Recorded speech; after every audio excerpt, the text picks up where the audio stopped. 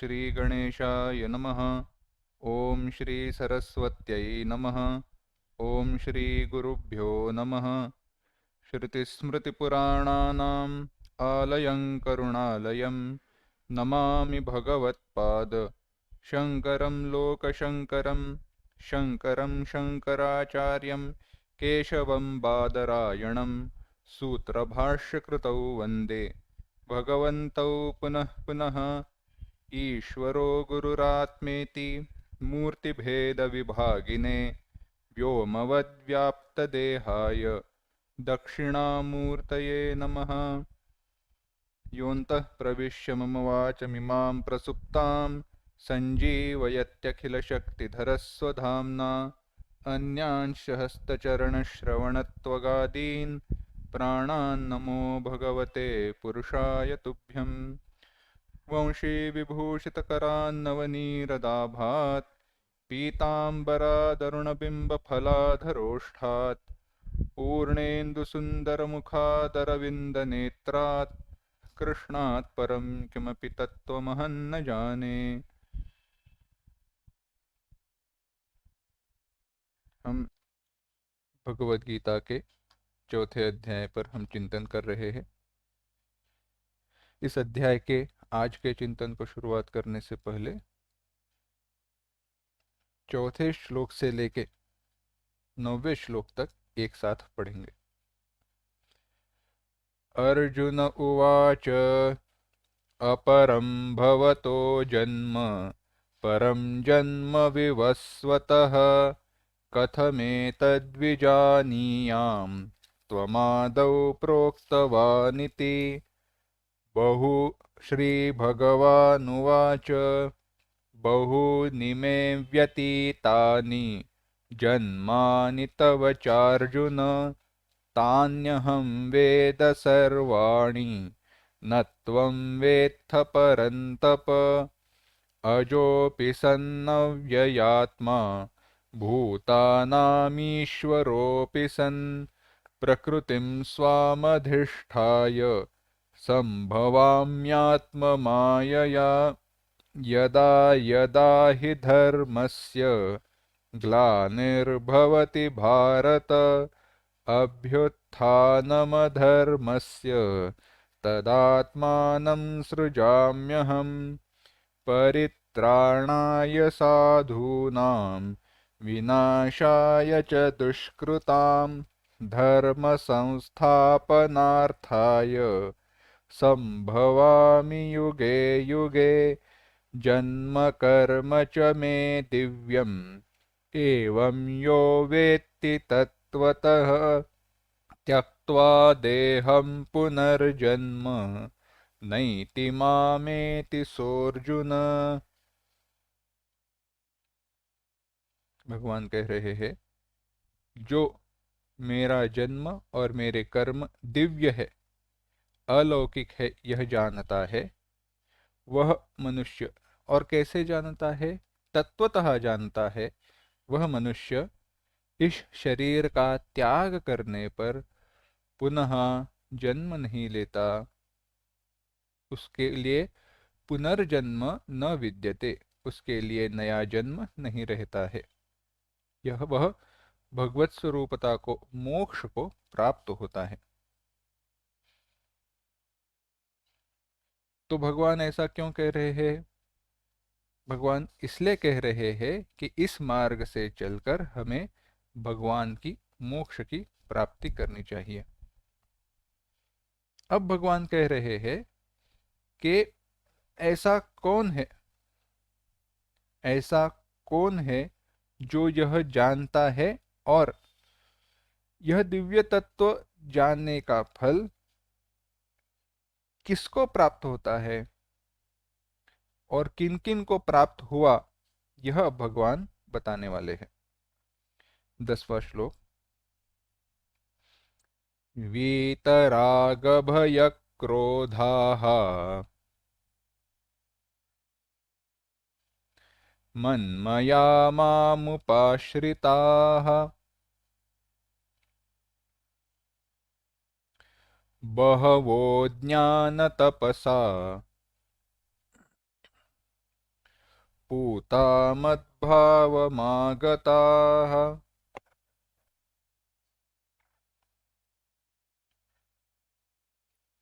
एक साथ।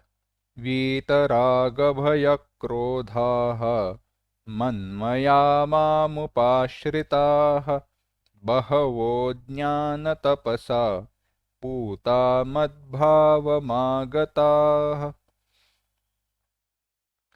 वीतरागभयक्रोधाः।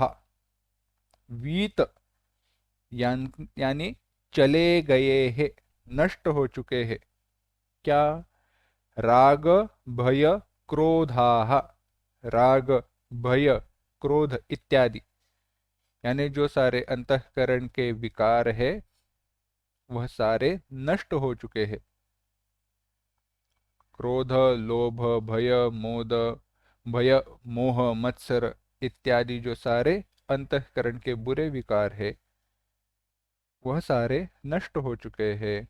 च और मनमयाः, जो मनमय मत मयट प्रत्यय है वह प्राचुर्यार्थ है। प्राचुर्य माने बहुत।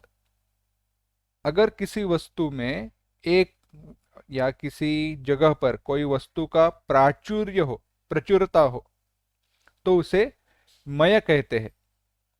जैसे अन्नमय, जलमय। जलमय हो जाना यानी पानी से भर जाना। बाढ़ आती है तो कहते हैं ना जलमय हो गया। जलमय यानी पानी का वहां पे बाहुल्य, बहुलता है, प्रचुरता है। इतना ही ऐसे, इसलिए मनमया यानी उनके मन में क्या है? केवल मेरा और मेरा ही विचार है। जैसे प्राचुर्य अर्थ है, प्रचुर अर्थ में भी मयट प्रत्यय है, वैसे ही विकार अर्थ में भी मयट प्रत्यय है। तो विकार अर्थ में मयट प्रत्यय क्यों है? क्या है? तो विकार यानी कोई आकार को प्राप्त होना।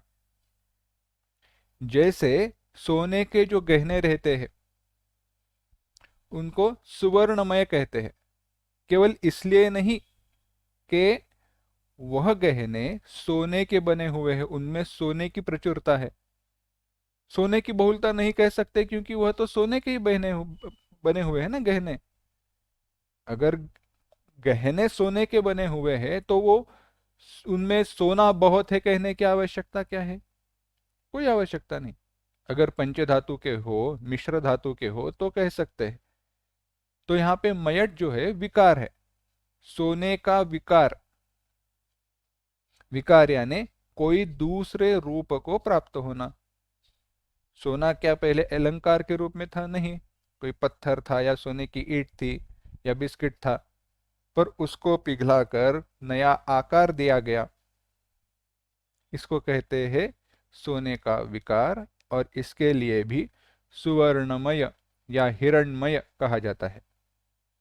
और वेदांत में कहीं कहीं जगह स्वरूपता को प्राप्त होना, उसी के जैसे स्वरूप होना, उसको भी मयट का उपयोग करते हैं।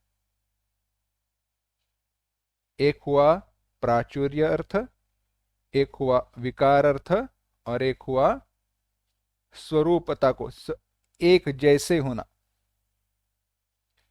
भगवान कह रहे हैं मनमयाः,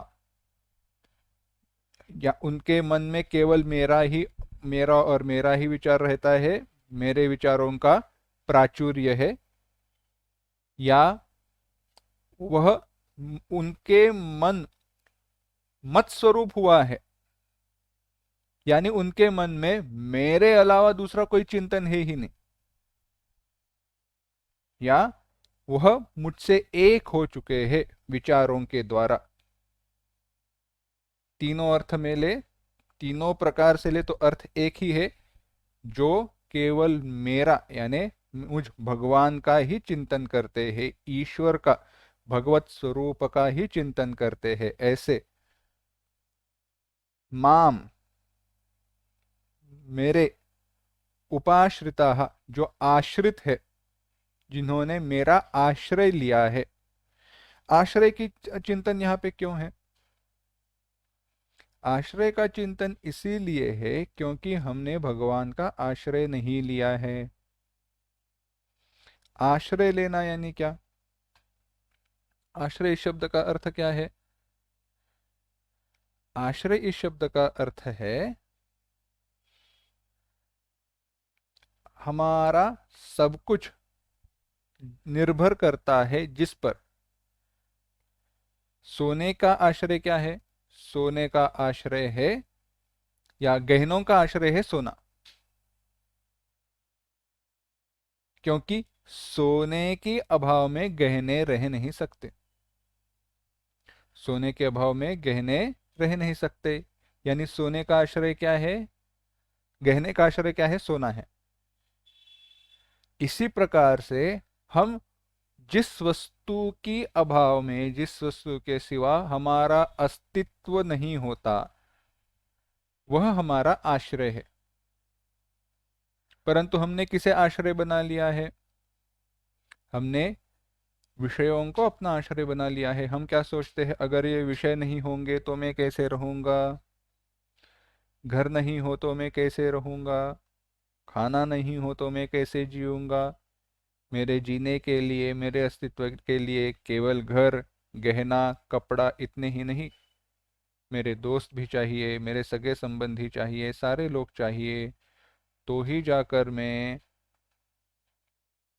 ये कुछ प्राप्त कर सकता हूँ, मेरा अस्तित्व की निश्चिति हो सकती है। ऐसे नहीं। भगवान कह रहे हैं जिन्होंने मुझ में आश्रय लिया है, माम उपाश्रिताः। भागवत में इसके लिए बड़ा सुंदर चिंतन आया है। आश्रय के विचार का अगर हम चिंतन करें तो देखिए कैसे होता है। हम हमेशा सोचते हैं कि भागवत में संदर्भ कहाँ पे आता है, तो अगर देखना है तो तक्षक के रूप में देखिए। जनमेजय राजा ने सर्प यज्ञ की, सर्प सत्र का आरंभ किया। जिस सर्प का नाम लिया जाए वह सर्प उस अग्नि में आकर भस्म हो रहा था, मृत्यु को प्राप्त हो रहा था। तक्षक का नाम लिया गया, आया नहीं, तो पूछा गया, ढूंढा गया ऐसे क्यों हुआ है। तो पता चला तक्षक ने इंद्र के सिंहासन का आश्रय लिया है, इंद्र का आश्रय लिया है। तो अच्छा, इंद्र का आश्रय लिया है, कोई बात नहीं, चलो इंद्र का नाम ही पुकारते हैं, उस वही आ जाएगा। जैसे इंद्र का नाम लिया गया, हुआ ऐसे कि इंद्र का सिंहासन डगमगाने लगा, सिंहासन हिलने लगा, और वह तक्षक भी उसके साथ चला आया। बाद में उसको रोका गया, बात भिन्न है। कथा का तात्पर्य यह है, तक्षक ने अपना जीवन बचाने के लिए, जीवन की रक्षा के लिए जिसका आश्रय लिया, या जिस वस्तु का या जिस व्यक्ति का आश्रय लिया, वह व्यक्ति स्वयं किसी दूसरे पर आश्रय के लिए निर्भर है। चिंतन करके देखिए, हम किस किस का आश्रय लेते हैं? हमारे सगे संबंधी, पुत्र पुत्री, हमारे माँ बाप, हमारा धन, हमारा घर, हमारा पैसा, और यह सारे नश्वर है। सोचकर देखिए, हम उसका आश्रय ले रहे हैं जो आश्रय के लिए हमारे ऊपर निर्भर है। घर रहेगा नहीं अगर हम उसका ठीक ख्याल नहीं रखेंगे, दीवारें टूट जाएंगी। बिल्डिंग कितनी भी अच्छी हो, मजबूत हो, कुछ साल बाद उसको फिर से प्लास्टर वगैरह करना पड़ता है, उसका केयर मेंटेनेंस सब रखना पड़ता है। क्यों? आवश्यकता है। हम अगर उसमें रह रहे हैं, अगर हम थोड़े एक अध्याय पीछे जाए तो यज्ञ की जो चर्चा की थी, क्या कहा था? देवान भावयतानेन ते देवा भावयन्तु वहा। तुम उन देवताओं का ख्याल रखो, देवता तुम्हारा ख्याल रखेंगे। अर्थ क्या हुआ? हम उनके ऊपर निर्भर है, वह हमारे ऊपर निर्भर है। पर हम दोनों का आश्रय क्या है? अंतिम आश्रय क्या है? जिसको पकड़ने पर कोई दूसरे आश्रय की आवश्यकता नहीं है, और वह केवल भगवान ही है। वह केवल और केवल ब्रह्म ही है, क्योंकि गहने का जैसे मूल कारण सोना है, समझो, थोड़ा उदाहरण बताते हैं तो बात समझ में आएगी। सोने का सबसे पहले एक बड़ा सा हार बनाया था। अब उस हार की मैंने दो अंगूठियां बनाई, ये चलो हार के दो कंगन बनाए। यानी कंगन कहां से बने? हार से बने। अब उस कंगन से मैंने अंगूठियां बनाई, तो अंगूठियां किससे बनी? कंगन से। उन अंगूठियों को वापस जोड़कर मैंने दो कंगन बनाए। तो इन सब में देखा जाए तो कंगन हार के ऊपर निर्भर थे, जो गहने थे या अंगूठियां थी वो कंगनों के ऊपर निर्भर थे। वापस जो नए कंगन बनाए गए वो किससे बने? अंगूठियों से बने। पर यह सारे, चाहे नाम रूप बदलते जाए, एक दूसरे से बने हुए हो, मूल में ये सारे सोने के बने हुए हैं। इन सबका आश्रय रूप कोई भी हो, सोना ही है। इसी प्रकार से हमारा केवल एक ही आश्रय है, और वह है भगवान। और निर्गुण रूप तक जाए तो ब्रह्म है। इसीलिए भगवान यहाँ पे कह रहे हैं माम उपाश्रिता, जो मेरा आश्रय लेकर रहे हैं। और बहवः, बहुत सारे भक्त है जिन्होंने क्या किया? ज्ञान तपसा, ज्ञान रूपी तप से, ज्ञान रूपी तप के द्वारा पूताहा, पवित्र होकर, अपने अंतःकरण को, अपने आप को शुद्ध करके, मद्भावमागता, मद्भावम, मेरे स्वरूपता को प्राप्त हो गए। दो प्रश्न हैं। ज्ञान तपसा, ये ज्ञान रूपी तप क्या है? और पूताह, शुद्ध होना क्या है? भगवत स्वरूपकता की प्राप्ति तो हम संतों की कथा सुनकर, उनके चरित्र सुनकर जानते हैं। ये ज्ञान रूपी तप क्या है और शुद्धता क्या है? पहले शुद्धता का चिंतन करते हैं। अब बताइए, ये हमारा जो शरीर है, जिसको हम मैं करके पुकारते हैं, जानते हैं अभी, उसमें शुद्ध क्या है? ये ज्ञान रूपी तब तक जानने के लिए हमारा यह चिंतन है। शुद्ध क्या है? देखिए ना, अगर आपको पता हो तो एक मूवी का या एक फिल्म का उदाहरण देता हूं, पुष्पक करके एक पुरानी फिल्म है।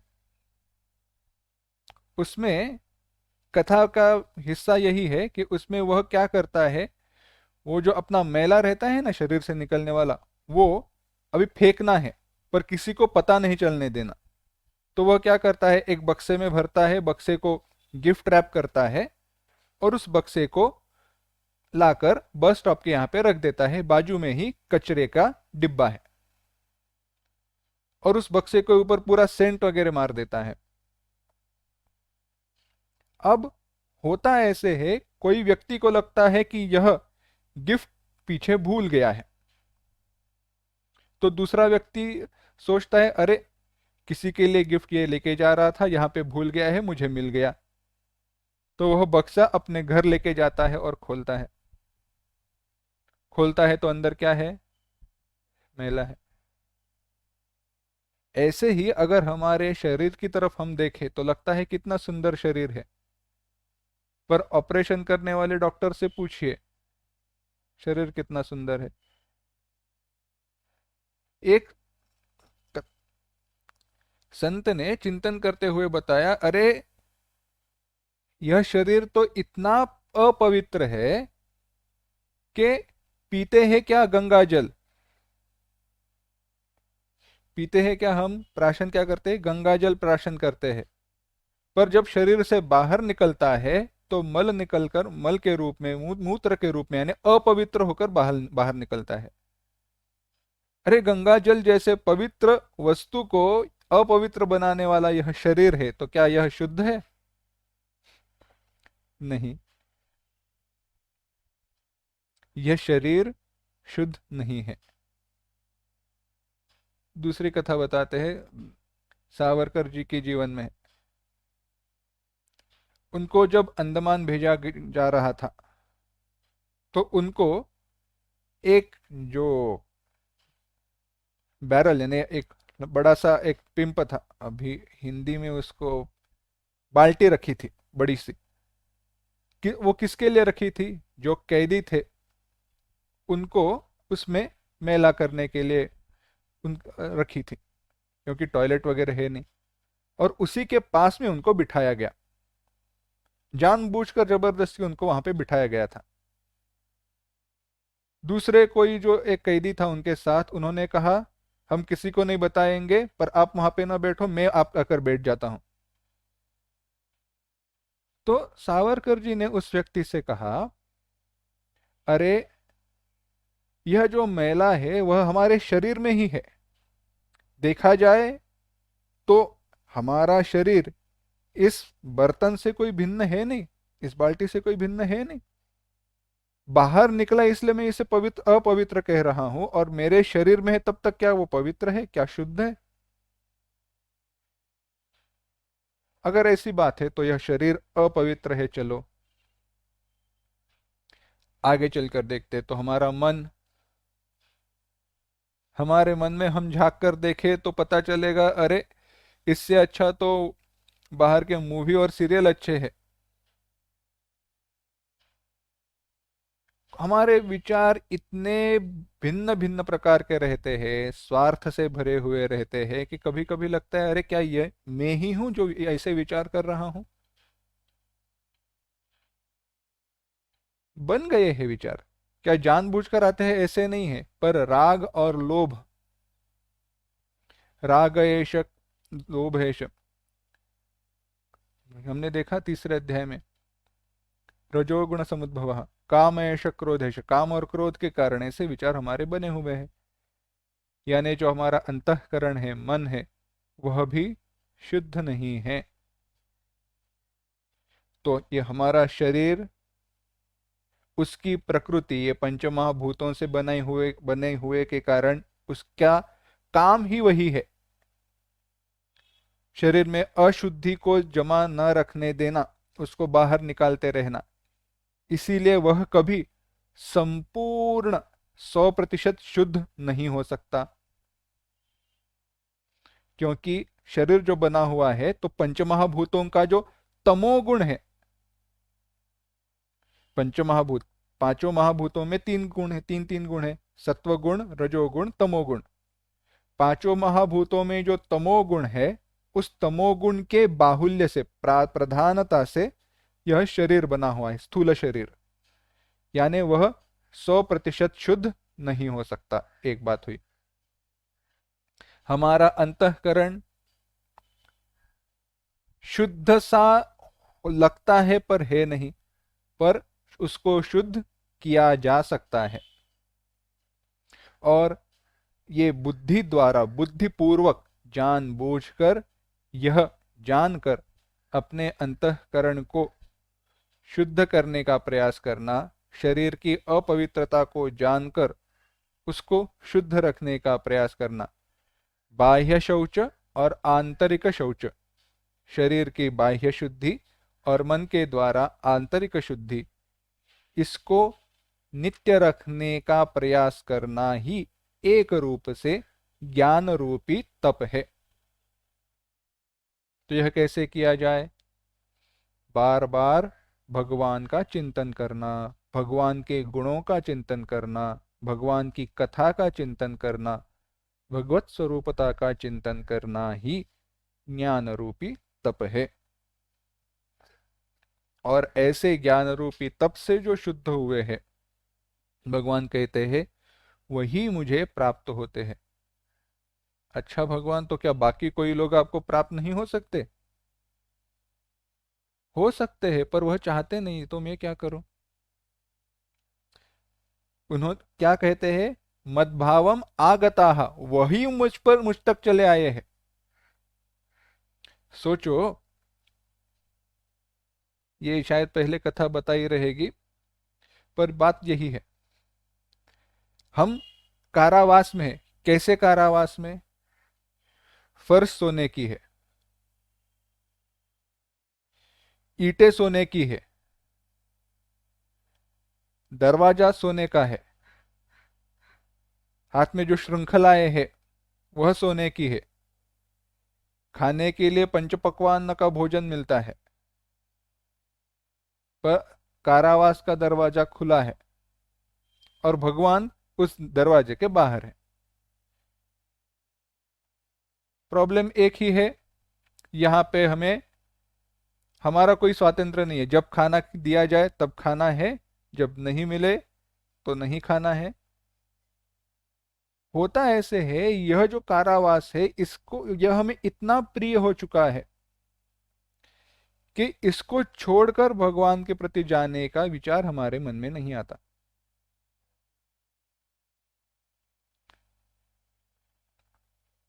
हमारे जो कारावास में हमारे जो साथी है, वह हमारे लिए प्रिय हो चुके हैं। इसीलिए अगर यह छोड़कर हम बाहर चलने के लिए तैयार है, तो भगवान हाथ फैलाकर बैठे ही हुए हैं। इसीलिए कहते हैं, ज्ञान तपसा पूता, जिन्होंने अपने आप को शुद्ध कर लिया है, वीतराग भय क्रोधा, जिनके मन से राग लोभ भय क्रोध सारे चले गए हैं, वह मद्भावम आगता, मुझे प्राप्त कर लेते हैं। अब भगवान कहते हैं कि कैसे लोग मुझे प्राप्त हो सकते हैं, किस प्रकार से प्राप्त होते हैं, किस प्रकार से भगवान भक्तों से जाकर मिलते हैं, ज्ञानियों से जाकर मिलते हैं, कैसे उनको दर्शन देते हैं, ज्ञानी या भक्त उनको किस प्रकार से भगवान को प्राप्त होते हैं। भगवान कहते हैं, 11वां श्लोक, ये यथा मां प्रपद्यन्ते तांस्तथैव भजाम्यहम्,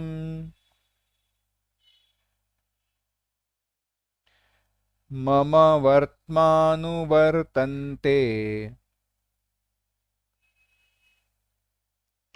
मनुष्याः पार्थ सर्वशः।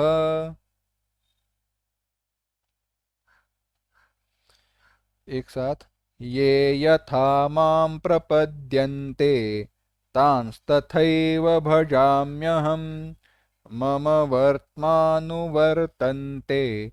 मनुष्याः पार्थ सर्वशः। भगवान कहते हैं, हे अर्जुन, हे पार्थ, ये माम यथा प्रपद्यन्ते, ये जो लोग, जो भक्त ज्ञानी, माम मुझे, यथा प्रपद्यन्ते जैसा भजते हैं, जैसा मेरा भजन करते हैं, तथा एव उसी प्रकार से, अहम तान भजामी मैं उनका भजन करता हूँ, मैं उनकी भक्ति करता हूँ। क्यों? मनुष्याः सर्वशः, सारे मनुष्य, सर्वशः सर्व प्रकार से, मम वर्त्म अनुवर्तन्ते मेरे ही मार्ग का अनुसरण करते हैं, स्मरण करते हैं।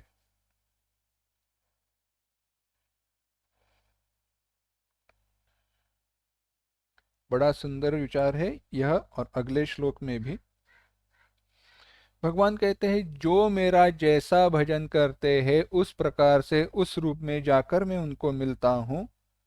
मम वर्तमानुवर्तन्ते मनुष्याः पार्थ सर्वशः, क्योंकि सर्व मार्ग से सारे लोग मेरा ही अनुसरण करते हैं। क्यों कह रहे हैं ऐसे भगवान? भगवान कहते हैं, देखो, तुम मेरा भजन कर रहे हो, बात सही है, पर अगर मुझसे भिन्न किसी वस्तु का भी अगर तुम स्मरण कर रहे हो तो मेरा प्रश्न यह है, ऐसा क्या है जो मुझसे भिन्न है? भगवान प्रश्न कर रहे हैं, तुम मेरा भजन कर रहे हो, कोई भी रूप में तुम भजन कर रहे हो, तुम चाहो मानो या ना मानो, तुम जिसका स्मरण कर रहे हो, क्या वह वस्तु या व्यक्ति मुझसे भिन्न है? नहीं। यानी तुम मेरा ही चिंतन कर रहे हो, पर गलत जगह कर रहे हो। विचार अगले श्लोक में आएगा, अगली जगह पर आएगा। यहां पे देखते हैं, यहां पे विचार क्या है। उपासना के लिए यह इसका जो हेतु है यह श्लोक का, उसको बताते हैं। वेदों में या शास्त्रों में निर्गुण स्वरूप का ज्ञान बताया गया, उपासना बताई गई। निर्गुण यानी जहां पे तीनों सत्वगुण नहीं है, रजोगुण नहीं है, तमोगुण नहीं है, और निराकार है, कोई आकार है नहीं। क्या इस वस्तु का क्या हमारे द्वारा चिंतन हो सकता है आसानी से, जिसका कोई गुण नहीं है और जिसका कोई आकार नहीं है? आसान बात है रही।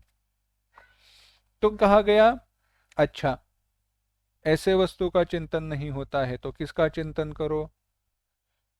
सगुण निराकार, गुण है पर कोई आकार है नहीं। अच्छा, वह भी कठिन है, तो क्या करो? अगर यह भी आपसे होता नहीं है तो सगुण और साकार, गुण भी है और कोई एक आकार भी है, कोई एक रूप भी है, उस रूप का चिंतन करो।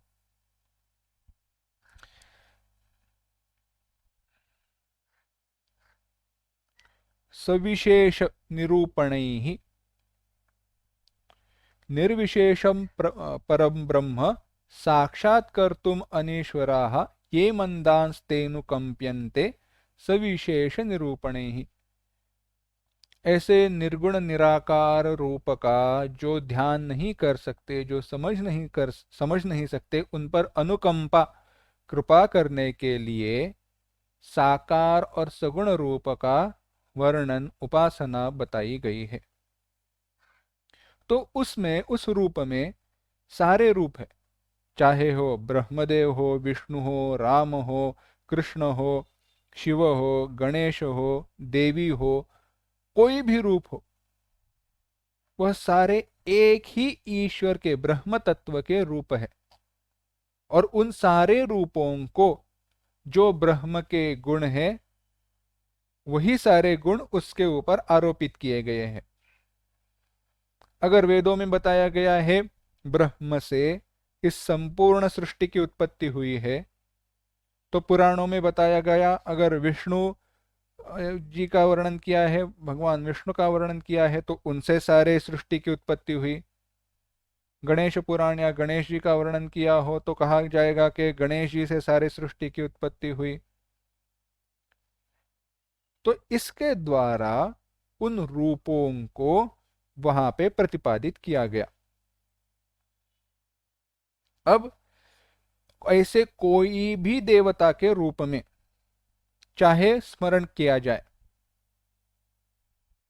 चाहे कोई भी रूप में चाहे स्मरण किया जाए, जिस रूप में मेरा वह भक्त चिंतन करता है, उस रूप में मैं उनको जाकर मिलता हूं। और भक्ति में यह एक अपेक्षा ही रखी गई है, चाहे भक्त बड़ा ज्ञानी क्यों ना हो, यही अपेक्षा की गई है कि कोई एक ही रूप का ध्यान किया जाए और एक ही रूप को माना जाए। उदाहरण बताना है तो गोस्वामी तुलसीदास जी का उदाहरण देखिए। और गोस्वामी तुलसीदास जी के लिए प्रभु श्री राम जी का कौन सा रूप, धनुर्धारी रूप ही प्रिय है। तो कैसे होता है, धनुर्धारी रूप ही प्रिय क्यों है? धनुष जिन्होंने हाथ में धारण किया है, जो सारे जगत को संभालने वाले हैं वह। पर अगर कोई भक्तों ने उनको धनुर्धारी नहीं, वनवास में रहने वाले, वन में रहने वाले जो है उस रूप का ध्यान किया है, किसके लिए राजा बने हुए प्रभु श्री राम जी का ध्यान किया है। कृष्ण के बारे में देखा जाए तो हर एक ने भिन्न भिन्न कृष्ण के रूप को देखा है। किसको केवल बालक रूप में प्रिय है, किसको बड़े रूप में प्रिय है, किनको राजा के रूप में प्रिय है, रुक्मिणी के साथ उनका दर्शन करते हैं। यह सारे भिन्न भिन्न प्रकार है। हेतु क्या है? जो रूप मुझे पसंद आए, जिस रूप से मैं एक रूप तन्मय हो सकता हूं, उस रूप की प्रधानता। उसके साथ जब मेरा मन एक होने लगे, मेरे मन को वह आदत हो जाए, तो आगे चलकर जब ब्रह्म के साथ मेरे मन का तादात्म्य होना है तो वह आसानी से हो सकता है। ब्रह्म ज्ञान की प्राप्ति मेरे लिए आसान हो जाती है। ये सूरदास जी की और गोस्वामी तुलसीदास जी की कथा बताई जाती है। दोनों ज्ञानी भक्त हैं, ब्रह्म के चिंतन में लीन है, भगवत चिंतन में लीन है। एक दिन गोस्वामी तुलसीदास जी सूरदास जी मिले तो पूरा गांव इकट्ठा हुआ। अरे, दो ज्ञानी संत मिले हैं, कुछ अच्छा सुनने के लिए मिले, सत्संग हो रहा था। उतने में एक कोई मदमस्त हत्ती दौड़ते हुए उस सत्संग की जगह की तरफ दौड़ते हुए आ रहा था, भागा आ रहा था।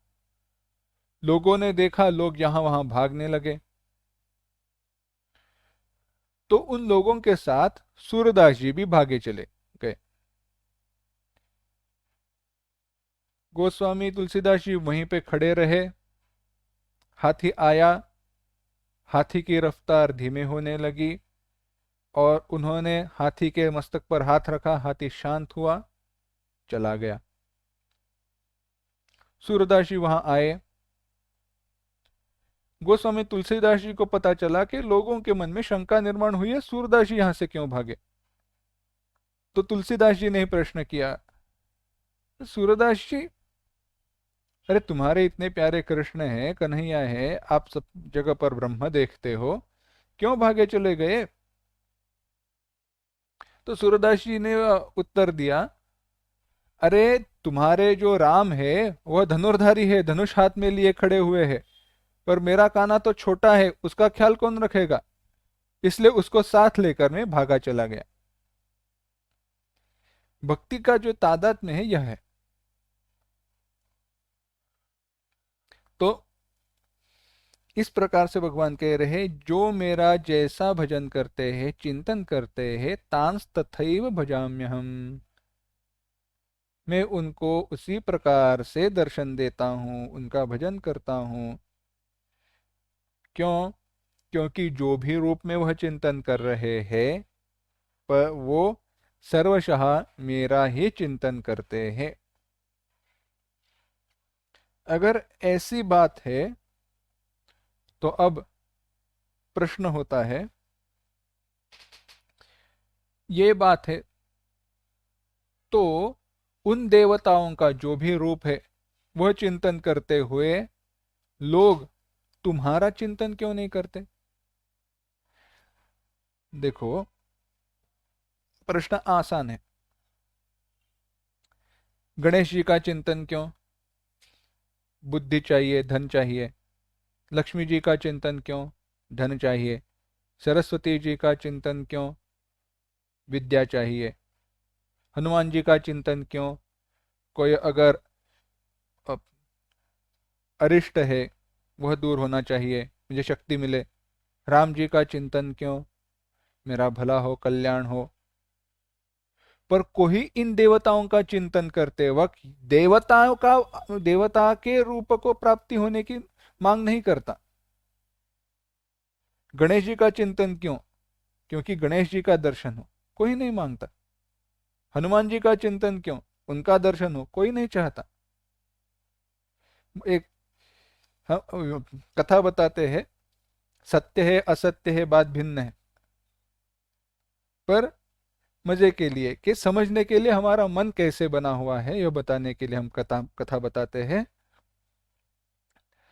तो हुआ ऐसे, एक व्यक्ति था। व्यक्ति अकेला था, उसको शादी करनी थी, तो सोचा क्या करे। तो वह हनुमान जी की उपासना करने लगा। हनुमान जी प्रसन्न हुए, आकर मिले। उन्होंने कहा मुझे विवाह करना है, अच्छी कोई मुझे पत्नी ढूंढ कर दो। हनुमान जी ने कहा मैं ब्रह्मचारी हूं, आजन्म ब्रह्मचारी, क्या बात कर रहे हो तुम, मुझसे क्या पत्नी की मांग कर रहे हो। अगर करना ही है तो उत्तम पत्नी मेरे जो उपास्य देवत है प्रभु श्री राम जी के पास है, उनकी प्रार्थना करो, वह बता देंगे। राम जी उसने कहा ठीक है, तो राम जी की उपासना करने लगा। हनुमान जी की कृपा थी तो राम जी त्वरित आकर मिले। राम जी मिले, इसने बताया ऐसी ऐसी बात है, राम जी ने कहा ठीक है। तो इसकी विवाह हो गया, शादी हो गई। कहीं जत्रा में कहीं पर घूमने के लिए गए थे, वहां पे उसकी पत्नी खो गई। अब रोने लगा, क्या करे क्या नहीं करे। तो सोचा राम जी को ही पकड़ते हैं, चलो। उन्होंने ही पत्नी मुझे ढूंढ कर दी थी, पत्नी के साथ मेरा विवाह किया था, कराया था, तो अभी उनको ही पूछते हैं। तो फिर से उनका स्मरण किया, प्रभु श्री राम जी आए। प्रभु श्री राम जी ने कहा क्या चाहिए बोलो अभी। तो उसने कहा मेरी पत्नी खो गई, ढूंढ कर दीजिए। राम जी ने कहा मैं क्या ढूंढ कर दूं, मेरी भी पत्नी खो गई थी तो ढूंढ कर हनुमान जी ने दी थी, जा उनके पास जाओ। चलकर वह वापस हनुमान जी के पास आया। कथा का हेतु यही है, यह सब होते हुए हनुमान जी का दर्शन हुआ, राम जी का दर्शन हुआ, पर यह सब होते हुए कभी ये नहीं कहा अब आप मैं और हम एक हो जाए। यह है देवताओं का चिंतन करते हुए देवताओं का चिंतन ना करना। और इसी के लिए भगवान कहते हैं, 12वां श्लोक देखना, कांक्षन्तः कर्मणां सिद्धिम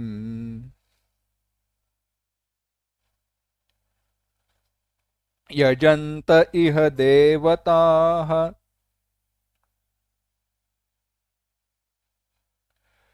क्षिप्रं हि मानुषे लोके सिद्धिर्भवति कर्मजा। एक साथ, कांक्षन्तः कर्मणां सिद्धिं यजन्त इह देवताः क्षिप्रं हि मानुषे लोके सिद्धिर्भवति कर्मजा। भगवान कह रहे हैं यह मानुषे लोके, यह मनुष्य लोक में, मनुष्य जन्म में, इस भूमि पर कर्मणाम सिद्धिम कांक्षन्तः, कर्म के फल के सिद्धि की अपेक्षा रख के, इच्छा करके, क्षिप्रम ही मानुषे लोके यजंत इह देवताः, देवताः यजन्ते, लोग देवताओं का पूजन करते हैं। क्या कहा, कर्मणाम सिद्धिम कांक्षन्तः देवताम यजन्ते, कर्म के फल के सिद्धि की इच्छा रख के लोग देवताओं का चिंतन करते हैं। ही क्यों, कर्मजा सिद्धि ही क्षिप्रम भवति, क्योंकि कर्मजा सिद्धि, कर्म के से द्वारा उत्पन्न होने वाली जो सिद्धि है, फल की प्राप्ति है, क्षिप्रम भवति, वह त्वरित प्राप्त होती है।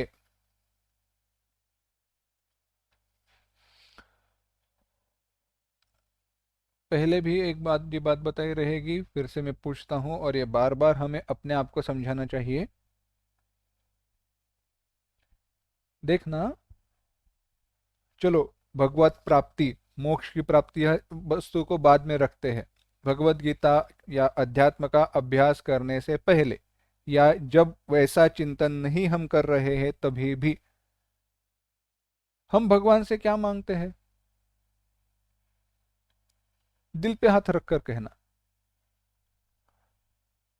मेरा पैर दर्द कर रहा है, वो ठीक हो जाए, मेरे बेटे का भला हो जाए, मेरे बेटी का भला हो, मेरा भला हो, ये ऐसा मिले, ये मिले, वो मिले। यह केवल हम जगत की ही बात करते हैं। इस जगत से भिन्न, जगत के परे कोई वस्तु है, उसको हम मांग सकते हैं, यह कभी भी हम नहीं सोचते। हम में से कितने व्यक्तियों को ऐसे लगता है कि हाँ, मुझे स्वर्ग की प्राप्ति होनी चाहिए? नहीं लगता। ऐसे लगता ही नहीं है कि मुझे स्वर्ग मिले, मैं स्वर्ग में जाऊं, वहां पे सुखों का उपभोग करूं। क्यों ऐसे होता है? स्वर्ग किसने देखा है ना? सुख यहाँ पे मिल रहा है, वह तो त्वरित दिखाई देता है, तुरंत मिलता है। इसीलिए हम यहाँ पे प्राप्त होने वाले सुखों की ही इच्छा करते हैं, स्वर्ग की भी इच्छा नहीं करते। तो भगवान की प्राप्ति की तो इच्छा दूर ही रहने दो। देवताओं का, भगवान का चिंतन, यहाँ पे भगवान कह रहे हैं इतर देवता, यानी जो छोटी मोटी देवताएं हैं, उनका चिंतन करो, उनके लिए पूजा करो, हवन करो। क्यों? उसके द्वारा यह सिद्धि होगी, वह सिद्धि होगी, धन का लाभ होगा। यह पूजा करो, यह अर्चना करो, कुंकुमार्चन करो, जो भी बातें हैं, किसके लिए? बस एक ही, मेरा फायदा हो, मेरे जो अभी अभी इस लोक में मेरे जो दुख है वह चले जाए और सुख की प्राप्ति हो। यह सही बात नहीं है। हाँ, यह सारे जो दुख है वह दूर करने का प्रयास करना चाहिए, पर भगवान से कहना चाहिए कि भगवान तुम जैसा चाहो वैसे दूर करो, जैसा मैं चाहता हूं वैसे नहीं। भगवान से कहना, भगवान तुम्हें जो करना है वह सही, यथेच्छसि तथा कुरु। तो भगवान क्या हमारा बुरा करने वाले? भला ही करेंगे ना। और जब भगवान अपना भला करेंगे, हमारा भला करेंगे, तो इस जगत में, इस लोक में हमें सारे पुरुषार्थों की प्राप्ति होकर, सारे लाभ प्राप्त होकर, अगले जन्म में या इस देह की त्याग के बाद भी लाभ, श्रेय की ही प्राप्ति होने वाली है। पर यह मांग हमें भगवान से करनी चाहिए। पर होता कैसे है? कर्मजा सिद्धि, कर्मानुष्ठित फल की प्राप्ति के लिए लोग उसके पीछे भागते हैं, मेरा चिंतन नहीं करते। योग मार्ग में सिद्धियां बताई है, पर सिद्धियों के बारे में क्या कहा गया है? उनके पीछे ना लगना चाहिए, है ना? क्योंकि सिद्धियां कैसी है? यह इस मार्ग के अड़सर है, व्यवधान है मार्ग पर, ईश्वर प्राप्ति के मार्ग पर वह व्यवधान बने हुए हैं। अब यह बताने के बाद भगवान अब अगले 2 श्लोक में सृष्टि की रचना, कर्म, विषमता, इनका अभाव है, और कर्म कैसे होते हैं, क्यों होते हैं, उनका दिव्यता है, दिव्यता कैसी है, इस विषय को समझाते हैं। 13वां श्लोक। चातुर्वर्ण्यं मया सृष्टम् गुणकर्म विभागशः तस्य कर्तारमपि मां विद्य कर्तारमव्ययम्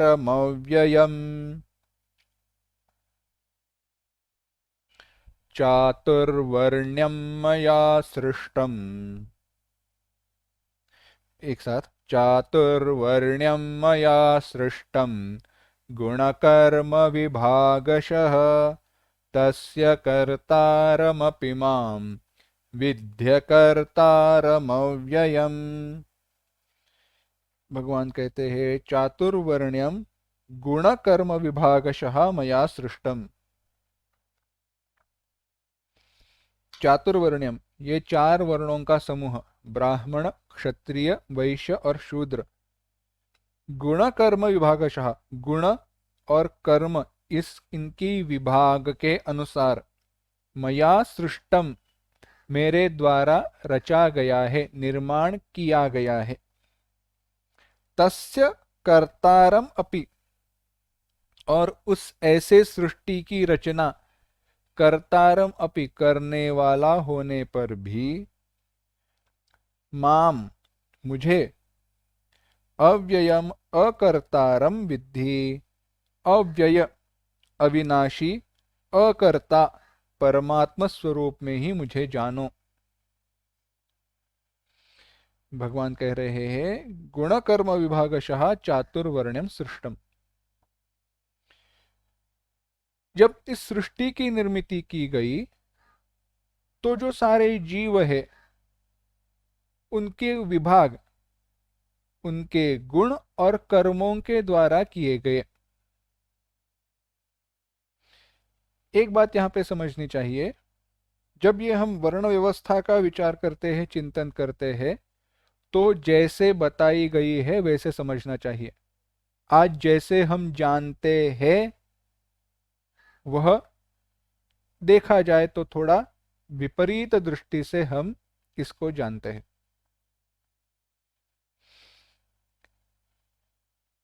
हमारा जो जन्म है, कोई भी मनुष्य जन्म हो या कोई भी योनि में जन्म हो, उस जन्म के लिए हमारे द्वारा पहले जन्म में कोई ना कोई कर्म किया गया है।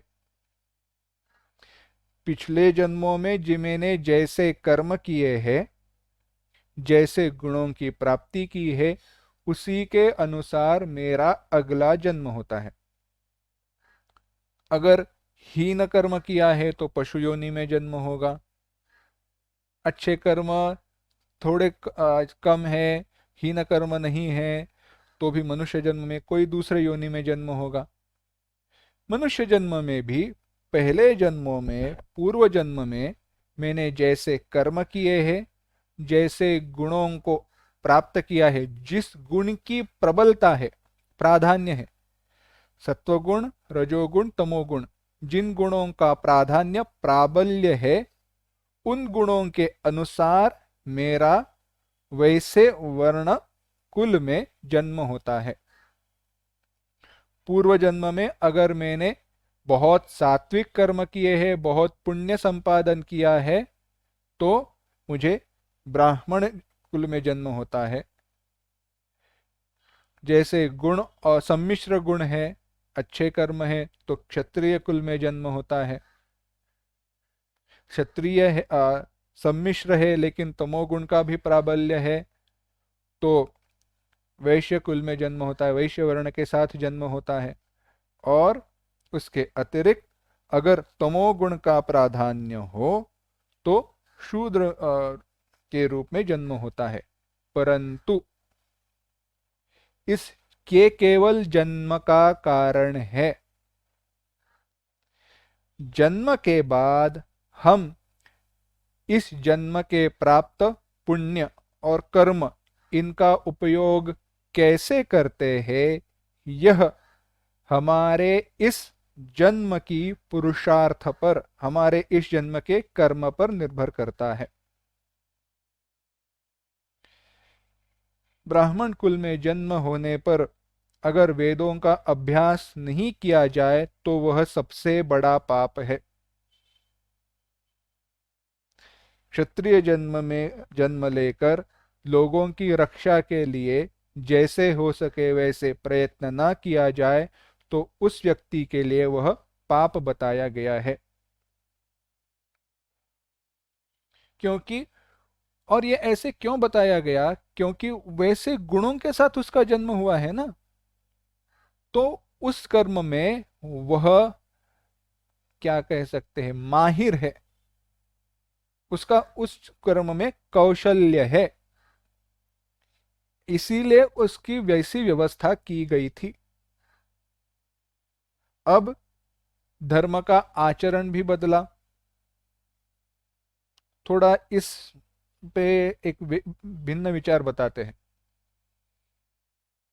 अब यह वर्ण व्यवस्था कहां पे लागू है,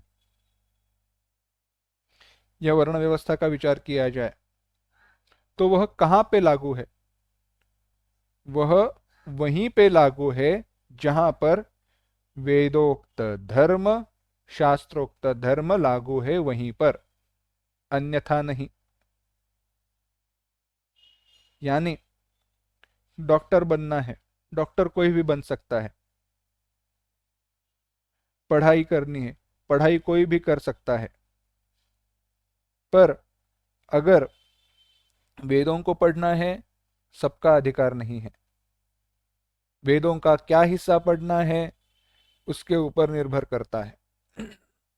जैसे वेदों में हम पढ़ते हैं ना, अश्वमेध यज्ञ, अश्वमेध यज्ञ कोई क्षत्रिय ही कर सकता है। क्यों? क्योंकि वही राजा होना चाहिए। और केवल उतना ही नहीं, बाकी सारे भी नियम बताए गए हैं। यानी कोई कर्म ऐसे है जो केवल क्षत्रिय कर सकता है, कोई कर्म ऐसे बताए गए जो केवल शूद्र कर सकता है, कोई कर्म ऐसे बताए गए केवल ब्राह्मण ही कर सकता है। क्यों? क्योंकि वैसे किया जाए तो ही समाज की स्थिति बनी रहेगी। आज भी हम देखें तो समाज की स्थिति बने रहने के लिए हमने वैसी व्यवस्था की है। हमारे पास इकोनॉमिस्ट है जो अर्थव्यवस्था का ख्याल रखते हैं, हमारे पास पुलिस है, आर्मी है, मिलिट्री है जो रक्षा का ख्याल कर रखते हैं, हमारे पास विद्वान है, साइंटिस्ट है जो जीवन को और सुधारने का प्रयास करते हैं। पर जो मिलिट्री ट्रेनिंग लेता है वह साइंटिस्ट को नहीं बताता तुम्हें क्या करना चाहिए। जो डॉक्टर है वह ये नहीं बताता बंदूक कैसे पकड़नी चाहिए, क्योंकि वैसे उनमें गुण आए हैं और वह वही काम करने में उनका कौशल्य है। और जो गुण उनमें मूलतः है, इनहेरेंस कहते हैं, जेनेटिक्स में भी जो हमारे माँ पिता उनसे जो गुण आए हैं, जो वो गुण जिसके लिए फायदेमंद है उसमें हम और अच्छा कौशल्य रखते हैं, या उसमें और ज्यादा कौशल्य होने का सामर्थ्य ज्यादा है। हम देखते हैं ना, अगर और इसमें भी जीन्स में भी अगर देखा जाए तो एक जनरेशन स्किप होती है। अगर दादा और या दादी या दादा परदादा कोई अच्छे गाने वाले हो तो पोते में वह गुण दिखते हैं। वह भी सुंदर गाना गाने वाला संगीतकार हो सकता है। परंपरा आती है ना, जीन्स में है, हम कहते हैं जो, उस दृष्टि को ध्यान में रखकर ही पूर्व जन्म पूर्व कर्म उसके अनुसार इस सारे वर्णों की व्यवस्था की गई। पर हुआ ऐसे, काल के अनुसार धर्म का आचरण बदलते गया और इसलिए अब इस व्यवस्था को समझने के मार्ग बदल गए हैं। एक यह, क्योंकि हुआ कैसे, सारा धर्म एक ऐसे देखो, अगर कॉन्स्टिट्यूशन ऑफ इंडिया, भारत का जो संविधान है, वह किसको लागू है? भारत, यह जो भूमि क्षेत्र है वहां पर रहने वाले हर व्यक्ति को वह संविधान लागू है। पर क्या वह संविधान पाकिस्तान, बांग्लादेश, म्यांमार नेपाल, इनमें रहने वाले लोगों को लागू है? नहीं। पर अगर यह सारे देश भारत से जुड़ जाए, भारत से एक हो जाए और सबको भारत कहा गया, तो क्या उनको यह नियम लागू होंगे? हाँ, होंगे। अब हुआ कैसे? पहले जो एक धर्म है उसी को समझने वाले सारे लोग थे और उसके अनुसार वर्तन हो रहा था। काल बदलते गया तो धर्म का अनुसरण करने वाले लोग बदलते गए। ऐसी जगह, ऐसे घटनाएं जहां पे इसको अप्लाई किया जाए वह जगह कम होती होने लगी। तो इसीलिए इसको समझने के मार्ग भी बदलने चाहिए। पहले पढ़ाई किसकी होती थी? जो वेदों में, पुराणों में बताया गया है उसी की चर्चा चिंतन हुआ करता था, उसी को सीखा जाता था। इसलिए किसको क्या सीखना चाहिए बताया गया था। अब अगर स्कूल कॉलेज में वो पढ़ाया ही नहीं जाता तो स्कूल कॉलेज में क्या पढ़े, कौन पढ़े, यह वेद क्यों बताएंगे, शास्त्र क्यों बताएगा? क्योंकि शास्त्र की परिभाषा में वह विषय आता ही नहीं है ना। तो शास्त्र की परिभाषा में जो विषय आते हैं वहीं पर जैसे वर्ण व्यवस्था बताई है वैसे लागू होती है, अन्यथा नहीं। अन्यथा देश का संविधान हमें मान्य करना है। इसलिए एक प्राइवेट लैंड के लिए जो नियम है वो प्राइवेट लैंड जो बताएगा उसके जैसे है, पर वह देश के संविधान के विरुद्ध नहीं होने चाहिए। ऐसे सब वो गड़बड़ी हो गई है। इस विषय को बाजू में रखते हैं। भगवान क्या कह रहे हैं? गुण और कर्मों के अनुसार मैंने यह सारी व्यवस्था बनाई गई, पर इनका कर्म या कर्तारम अपि, इनका इसका कर्ता होने पर भी मुझे अकर्तारम अव्ययम विद्धि, मुझे अव्यय अकर्ता जानो। मैं अव्यय हूं, व्यय रहित हूं, कर्तृत्व रहित हूं। क्यों? क्योंकि सृष्टि की कर्म का कर्तृत्व मैंने अपने पास नहीं रखा है। मेरी आश्रित जो माया है उस माया के द्वारा यह सारा संसार निर्माण किया गया है और मैं अव्यय हूं, मुझ में कोई व्यय नहीं है, बदलाव नहीं आता। इसीलिए फलासक्ति रहित होकर, कर्ता कर्तृत्व रहित होकर कर्म करना चाहिए और ऐसे कर्म करने वाला कर्ता माना नहीं जाता। अब भगवान कहते हैं कर्तृत्व और कर्मफल इनका क्या है संबंध? चिंतन करते हैं। न मां कर्माणि लिम्पन्ति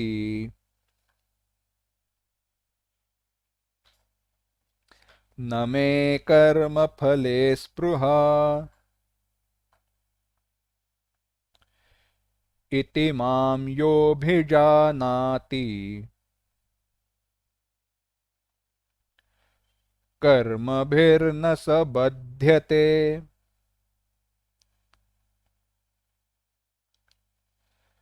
न मां कर्माणि लिम्पन्ति न मे कर्मफले स्पृहा इति मां योऽभिजानाति कर्मभिर्न स बध्यते। भगवान कहते हैं न मां कर्माणि लिम्पन्ति, माम कर्माणि न लिम्पन्ति, कर्म मुझे लिप्त नहीं करते। कर्म फले में स्पृहा न, और मेरी कर्म के फल में स्पृहा, आशा, इच्छा नहीं है। अतः इसीलिए यह माम अभिजानाति, मुझे अव्यय अविनाशी रूप से यह जानता है, और यह भी जानता है ना नमाम कर्माणि लिम्पन्ति, ना मुझे कर्मफल लिप्त करते हैं, ना मेरी कर्म में इच्छा है, ऐसे जानने वाला कर्म भेर न स बध्यते, सह वह कर्म भी कर्मों के द्वारा न बध्यते, बंधा नहीं जाता। कर्म में लिप्त होने का कारण क्या है? कर्म में लिप्त होने का कारण एक ही है, कर्म में आसक्ति, ममता और अहंकार। कर्म के द्वारा मुझे सुख की प्राप्ति होगी, कर्म के द्वारा मेरा रक्षण होगा, यही आसक्ति है, इच्छा है, अहंकार है, इसीलिए मैं कर्म करना चाहता हूँ, यह अहंकार हुआ। और इसके साथ होती है फल की इच्छा। कर्म के फल की इच्छा है, क्योंकि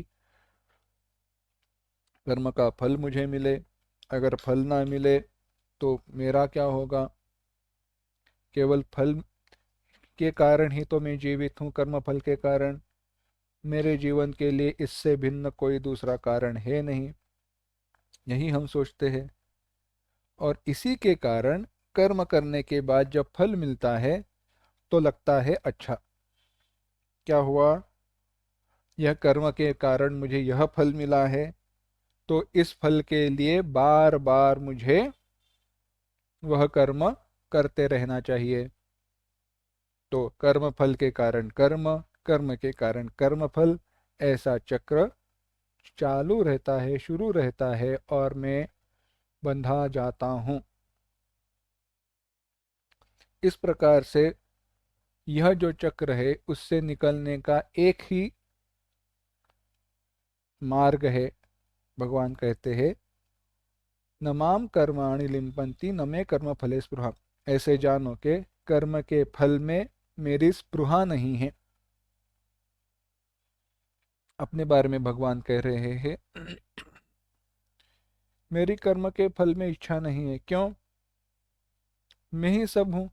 यावान अर्थोदपाने सर्वतः संप्लुतोदके, विचार हमने किया था। या नदी जब सागर को मिल जाती है तो क्या कुछ प्राप्त करने की वह इच्छा करती है? नहीं। जब संपूर्ण सागरमय ही हो गई हो, समुद्र से मिल गई हो, तो और क्या चाहिए? जो कुछ भी प्राप्त करना था प्राप्त हो चुका है, प्राप्त हो गया है, अभी कोई प्राप्तव्य बचा नहीं। और कर्म के फल में इच्छा नहीं है और कर्म का अहंकार नहीं है। जो कुछ भी हो रहा है प्रकृति के द्वारा हो रहा है। गुणा गुणेषु वर्तन्ते इति मत्वा न सज्जते। गुण, जो तीन गुण है, वही तीन गुणों के बने हुए विषय में इंद्रिया और इंद्रियों के विषय, उनमें ही सारे कर्म हो रहे हैं। इंद्रियस्येन्द्रियस्यार्थे रागद्वेषौ व्यवस्थितौ तयोर्न वशमागच्छेत् तौ यस्य परिपंथिनौ, तीसरे अध्याय में भगवान ने कहा। कर्म कहाँ पे हो रहा है? इंद्रिया, इंद्रियों के विषय। इंद्रिया क्या है? आंख इंद्रिय है। आंख के द्वारा क्या देखा जा रहा है? आंखों का विषय रूप, यानी इंद्रियस्य इंद्रियस्य अर्थे विषय है और इंद्रिया है। कर्म उन दोनों में हो रहा है, मेरा उससे कोई लेना देना नहीं, मैं साक्षी हूं। ऐसे जो जानता है और इस भाव से जो सारे कर्म करता है, वह कर्म से बद्ध नहीं होता। क्योंकि ऐसे जानकर जब हम कर्म करते तो कर्म के फल की आसक्ति निर्माण नहीं होगी। और जब कर्म के फल की आसक्ति निर्माण नहीं होगी तो फिर से मुझे यही कर्म करना चाहिए, यह संस्कार निर्माण नहीं होंगे और कर्म के बंधन से मैं मुक्त हो जाऊंगा। कर्म किया, बस हो गई बात। ना अब उस फल से लेना देना है, ना कर्म से लेना देना है। ऐसे जानने वालों व्यक्तियों के बारे में भगवान कहते हैं 15वां श्लोक, एवं ज्ञात्वा कृतं कर्म पूर्वैरपि मुमुक्षुभिः कुरु कर्मैव तस्मात् त्वम् पूर्वैः पूर्वतरं कृतम्। एक साथ, एवं ज्ञात्वा कृतं कर्म पूर्वैरपि मुमुक्षुभिः कुरु कर्मैव तस्मात् त्वम् पूर्वैः पूर्वतरं कृतम्। एवं ज्ञात्वा कृतम कर्म, एवं ज्ञात्वा ऐसे जानकर, कर्म कृतम कर्म किया गया है, किनके द्वारा, मुमुक्षु भी पूर्व ही, पूर्व काल में जो भी मोक्ष की इच्छा रखने वाले हैं उनके द्वारा ऐसे ही कर्म किया गया है। इसीलिए कुरु कर्मैव तस्मात् त्वं कर्म एव कुरु, इसीलिए तुम कर्म ही करो।